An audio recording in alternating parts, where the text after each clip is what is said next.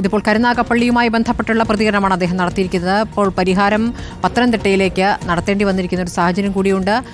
പത്തനംതിട്ടയിൽ നിന്ന് പ്രവീൺ പുരുഷോത്തമൻ വിവരങ്ങൾ നൽകിയത്. ഇനി ദിലീപ് ദേവസിലേക്ക്. ദിലീപ്, ഇപ്പോൾ കരുനാഗപ്പള്ളിയുമായി ബന്ധപ്പെട്ട് ഇപ്പോൾ പാർട്ടി സെക്രട്ടറി പറയുന്നത് കേട്ടല്ലോ, അഡ്ഹോക് കമ്മിറ്റിയുടെ തീരുമാനങ്ങളാണ് ഇനി നടപ്പാക്കുക. അതേസമയം വളരെ കൃത്യമായി തന്നെ നടപടികളിലേക്ക് കടക്കുമെന്ന സൂചന നൽകുന്നു. ഇന്നിപ്പോൾ അവിടെ നിന്ന് നൽകാവുന്ന വിവരങ്ങൾ എന്താണ് ദിലീപ്?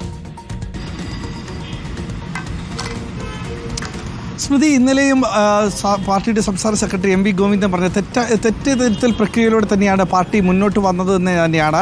ഇന്നലെ കൊല്ലം കരുനാഗപ്പള്ളിയിൽ നടന്ന കരുനാഗപ്പള്ളി ഏരിയ കമ്മിറ്റി പിരിച്ചുവിടുകയും അതിനുണ്ടായ കാരണങ്ങൾ, കരുനാഗപ്പള്ളി ഏരിയ കമ്മിറ്റിക്ക് കീഴിൽ 10 ലോക്കൽ കമ്മിറ്റിയാണുള്ളത്. ഈ 10 ലോക്കൽ കമ്മിറ്റി സമ്മേളനങ്ങളിൽ 7 എണ്ണം നടക്കാതെ പോവുകയും 3 എണ്ണം നടക്കുകയും ചെയ്തു. ഈ 7 എണ്ണത്തിൽ മത്സരങ്ങൾ വേണമെന്നും അത് അവിടെ തർക്കങ്ങളും വിഭാഗീയതയും കാരണം നടക്കാതെ പോയി.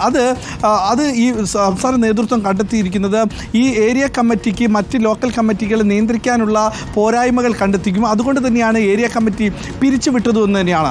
ഇതിൽ ഇപ്പോൾ അദ്ദേഹം പറഞ്ഞിരിക്കുന്ന മറ്റൊരു കാര്യങ്ങൾ, ഇതെല്ലാം തന്നെ മാധ്യമങ്ങൾ കെട്ടിച്ചമച്ചതാണെന്നുള്ള കാര്യങ്ങൾ എന്ന തരത്തിലാണ്. പക്ഷേ ഇന്നലെ അടക്കം ഈ GPM-ൻ്റെ ജില്ലാ സെക്രട്ടറി അടക്കം പറഞ്ഞത് മാധ്യമങ്ങൾ ഇതെല്ലാം കെട്ടിച്ചമച്ചു. നമ്മൾ ഇന്നലെ മിനിഞ്ഞാന്ന് ഈ സ്ഥലത്ത് പോയപ്പോൾ നമ്മൾ നേരിട്ട് കണ്ടതാണ്. മാധ്യമങ്ങളുടെ മുന്നിൽ നിന്ന് ഈ അവിടുത്തെ CPM-ൻ്റെ സംസ്ഥാന സമിതി അംഗങ്ങളായ സോമപ്രസാദിനെയും രാജഗോപാലിനെയും പൂട്ടിയിട്ടതും ഗേറ്റ് തല്ലിപ്പൊളിക്കുന്നതും അവിടെ നിന്ന പ്രതിനിധികളുടെ എല്ലാം തന്നെ ബൈറ്റുകൾ നേരിട്ടെടുത്ത ആളുമാണ്. ഇതിൽ മാധ്യമങ്ങൾ ഇതൊന്നും കെട്ടിച്ചമച്ചതല്ല, മാധ്യമങ്ങളുടെ ഭാഷയും ഇതല്ല. അത് അവിടുത്തെ കൃത്യമായ ഓരോരോ പ്രതിനിധിയും പറഞ്ഞ വാക്കുകളാണ് നമ്മൾ പറഞ്ഞത്. ഇത് മാധ്യമങ്ങളിലൂടെ വന്നത് പാർട്ടിക്ക് വലിയ ദോഷം ചെയ്തു, പാർട്ടിക്ക് വലിയ ക്ഷീണമുണ്ടാക്കി. അതാണ് ഈ കരുനാഗപ്പള്ളിയിലെ സംഭവങ്ങളും അതിനുശേഷം നേതൃത്വം ജില്ലയിലെത്താനുള്ള കാരണം, ഇതിന് ഏരിയ കമ്മിറ്റി പിരിച്ചുവിടാനടക്കമുണ്ടായ കാരണങ്ങൾ. ഈ അഡ്ഹോക് കമ്മിറ്റി ചുമതലയേറ്റു കൊല്ലം ജില്ലാ സെക്രട്ടേറിയറ്റ് അംഗമായ ടി മനോഹറിൻ്റെ നേതൃത്വത്തിലുള്ള 7-അംഗ അഡ്ഹോക് കമ്മിറ്റിയാണ് ചുമതലയേറ്റത്. ഇന്ന് ഇവരുടെ ആദ്യ യോഗം ഇവിടെ ചേരുകയാണ്. ഈ യോഗത്തിൽ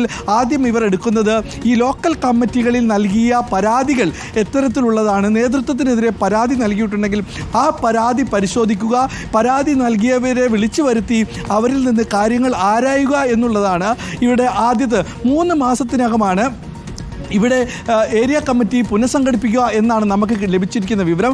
ഇതിനെതിരെ, അതായത് പാർട്ടിക്കും അത് നേതൃത്വത്തിനുമെതിരെ പരസ്യമായി പ്രതികരിച്ചവർക്കെതിരെ നടപടി ഉണ്ടാകുമോ എന്ന ചോദ്യത്തിന് സംസ്ഥാന സമ്മേളനം കൊല്ലത്താണ് നടക്കുന്നത്. ഈ കൊല്ലത്ത് ഇപ്പോൾ ഒരു നടപടി എടുത്താൽ അത് പാർട്ടിക്ക് മറ്റൊരു രീതിയിൽ ദോഷം ചെയ്യും. അതുകൊണ്ട് ഈ സമ്മേളനം കഴിഞ്ഞതിന് ശേഷമായിരിക്കും നടപടികളിലേക്ക് കടക്കുക എന്നാണ് നമുക്ക് മനസ്സിലാക്കാൻ കഴിഞ്ഞത്.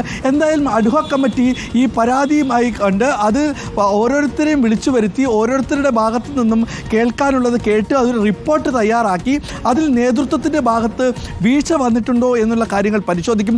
നേരത്തെ ലോക്കൽ കമ്മിറ്റി, അതായത് കുലശേഖരപുരത്തെ ലോക്കൽ കമ്മിറ്റി സെക്രട്ടറിയായി നിയോഗിച്ച ആൾക്കെതിരെ ലൈംഗിക ആരോപണങ്ങൾ അടക്കം ഉന്നയിച്ചിരുന്നു.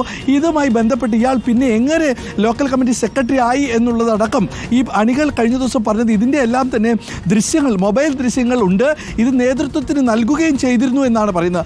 അങ്ങനെയെങ്കിൽ ആ ദൃശ്യങ്ങളടക്കം പരിശോധിച്ച് എങ്ങനെ ഈ ആൾക്ക് ലോക്കൽ കമ്മിറ്റി സെക്രട്ടറി ആക്കി വെച്ചു എന്നുള്ളതിന്റെ ഉത്തരവാദിത്വം ഇവിടെയുള്ള ആളുകൾ, പ്രശ്നങ്ങളില്ല എന്നല്ല പാർട്ടി സെക്രട്ടറി പറഞ്ഞിരിക്കുന്നത്. അതിനെ വിഭാഗീയത എന്ന രൂപത്തിൽ കാണാനാവില്ല, തെറ്റായ പ്രവണത എന്നുള്ളതാണ് പാർട്ടി സെക്രട്ടറിയുടെ വാക്ക്.